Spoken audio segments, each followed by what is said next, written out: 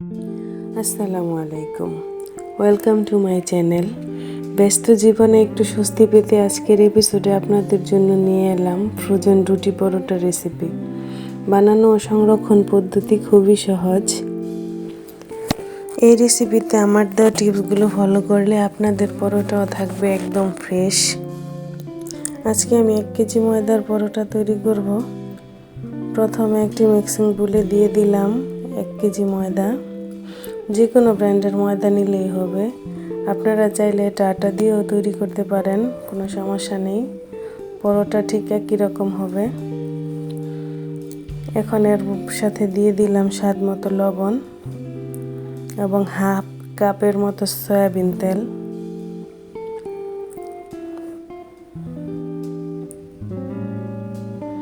এখন এই উপকরণগুলো হাত দিয়ে ভালো করে মিশিয়ে নিব।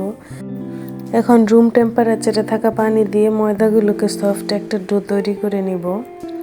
অল্প অল্প করে পানি দিতে হবে। একবারে বেশি করে পানি দিলে দেখা গেছে ডোগুলো নরম হয়ে যেতে পারে। এই কাজটা ধীরে ধীরে করতে হবে।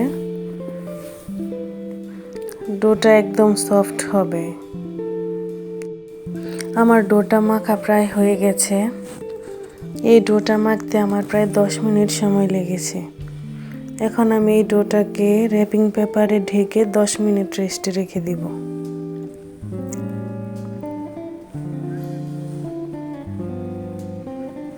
দশ মিনিট পর ডোটা আর একটু মথে নেব।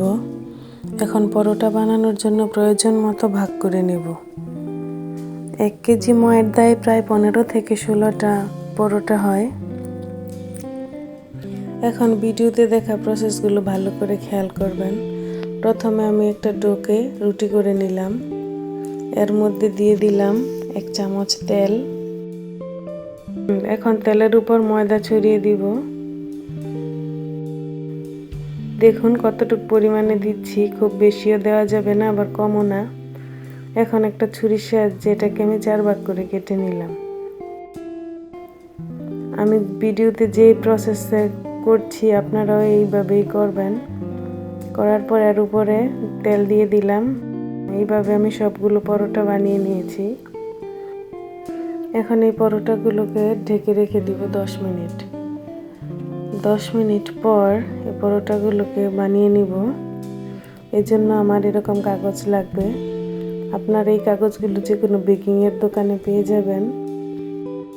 আমি প্রথমে একটা কাগজ দিয়ে মাঝখানের ডোটা দিয়েছি এবং উপরে আরেকটা কাগজ দিয়েছি। এবার এটাকে আমি উল্টিয়ে পাল্টিয়ে গোল করে বেলে নেব।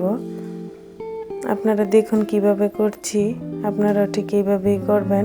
এতে পরোটার চারপাশ একই রকম হবে, কোনো দিকে পাতলা ও কোনো দিকে মোটা হবে না।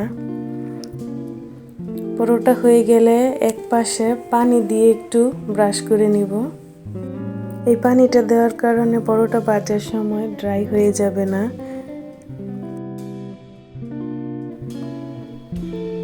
আমি ভিডিওতে যেভাবে করছি আপনারা ঠিক এইভাবেই করে নেবেন। দেখুন আমার সবগুলো পরোটা বানানো হয়ে গেছে। প্রত্যেকটা পরোটার ভাজে ভাজে একটি করে কাগজ দিয়েছি। আপনারা চাইলে যে কোনো ভালো ফুড গ্রেডের প্লাস্টিকের কাগজও এখানে ব্যবহার করতে পারেন। ফ্রোজেন করার সময় এই কাগজগুলো লাগবেই। এই কাগজ ছাড়া ফ্রোজেন করা যাবে না, একটার সাথে আরেকটা লেগে যাবে, নষ্ট হয়ে যাবে। এখন এই পরোটাগুলো আমি ফ্রিজে রেখে দিব 5 থেকে 6 ঘন্টা। 5 থেকে 6 ঘন্টা পর দেখুন আমার পরোটার অবস্থা একদম জমে শক্ত হয়ে গেছে। পরোটাগুলো এয়ারটাইট বক্স বা জিপলক ব্যাগে সংরক্ষণ করতে হবে। এতে প্রায় 2 মাসের মতো পরোটাগুলো ফ্রেশ থাকবে। এই পরোটা ভাজার সময় কোনো রকম তেল না দিলেও অনেক মজার হয় খেতে। এখন আমি একটা পরোটা তেল ছাড়া ভাজবো। আপনারা চাইলে তেল, বাটার বা ঘি যে কোনো কিছু দিয়েই ভাজতে পারেন। দেখুন তাওয়ায় দেওয়ার সাথে সাথে পরোটাটা নরম হয়ে গেছে এবং উপর দিয়ে তেল ভাসতে শুরু করেছে।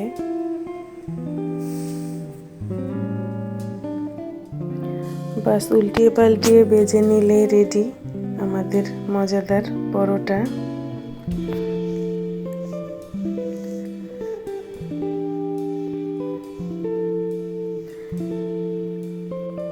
এই ফ্রোজেন পরোটা ভাজার পর আপনি বুঝতেই পারবেন না যে এটা ফ্রোজেন পরোটা ছিল, একদম ফ্রেশ পরোটার মতো।